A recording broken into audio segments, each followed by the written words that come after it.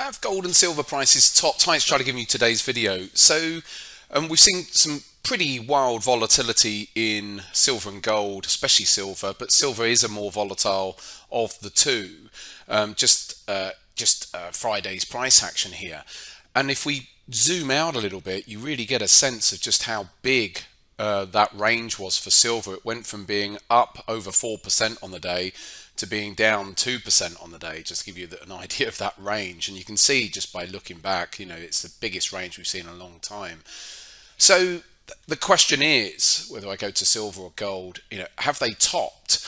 And I think when you get this sort of potential blow off top on high volatility where they're having some big moves, gold was up 2% on the day, ended up down 1%, then there is that risk that at least for the time being they may well have. I did a quick Google search just looking at some stories around gold, and you can see Barron's were talking about gold is at new record high. This is obviously before the reversal, and then it may keep going.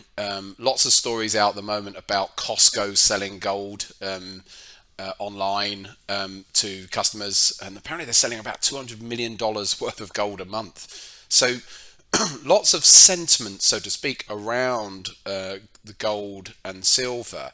So the key question then is, have prices topped? The short answer for me is I don't believe so. However, you have to take note that have we got a little bit frothy in the very short term as far as prices are concerned, considering the dollar's been rising and yet that's not materially been affecting gold here.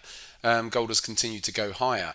But in the short term, you have to take note of this sort of thing. And so the potential for a pullback of some kind, and remember, pullbacks come in different guises. They don't always, it's not always a deep pullback. Sometimes a pullback comes in terms of price. A bit like really back through this phase here after this big candle that gold had, and effectively it just chopped around for a couple of months before then starting to progress higher again. So don't always expect it to pull back in price.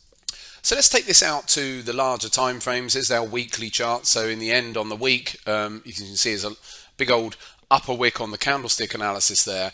Let's take it out to the monthlies, because this is what I want to show you here. Overall for gold, and we've been analysing all this in the trading room in our community for a long time. There's a big cup and handle that's been in play for a long time here. So the projections, and I've been doing some conservative projections, taking the base to the high of the cup and then projecting that on, gives around about 2,700 as a projection, roughly speaking. There's a pattern within the pattern though, because there's also here an inverted like head and shoulders here as well. So that one gives a projection north of 2,500 as well. So whatever way we slice it, there's some lovely big picture patterns in play. As far as the fundamentals are concerned, gold and silver have both been performing so well in I mean, look at silver. It looks like it's only just getting going, really. It just got into $30 roughly yesterday. I was laughing watching it in real time because we were talking about it in our trading room, and this could be on for a blow off top here. When this is when it was right at the highs. If it gets into 30, it could well do. But overall, it looks like they're only just getting going. And from a fundamental perspective, as and when the Federal Reserve do start cutting rates at some point, maybe later this year, then that should act as a tailwind to these as well as rates start coming down. So overall, they both have, from a technical perspective, some really good longer term patterns, but also the fundamentals are likely to be supportive for them in the long term. In the short term though, we might have just seen a little bit of an exhaustion here, and if that's the case, then don't be surprised if they pull back and chop around for maybe a month or two. So don't be surprised if they do that they don't just do a short pullback and then go straight up to new highs. But the bottom line is, for gold and silver, that lots of traders out there will be looking to be buyers on pullbacks. So at what point would that analysis be wrong? Really, we have to come back down to where the breakout level, or where we started this run. So we're looking at around about, just 2040 to 2050 down in this zone.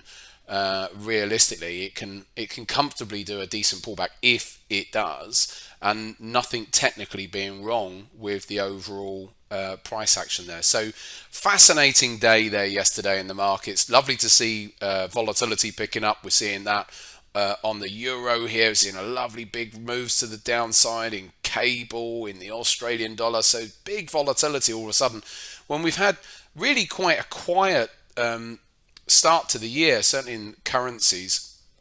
And so it's nice to see a bit of volatility coming in there across many of them. So there you go. As far as gold and silver are concerned, as far as silver is concerned, if I just go back out to the monthly time frame here, then like I said, I think this one's only just getting going. I think it's only a matter of time before it will make an attack, a proper attack on that $30 and go for a breakout of that. Next level beyond that is 35. So it's an interesting market. But in the short term, don't be surprised if they did chop around and pull back for a bit, and it could last a while, just to let the air out of the sails a little bit, and so take a little bit of heat out of that market in the short term.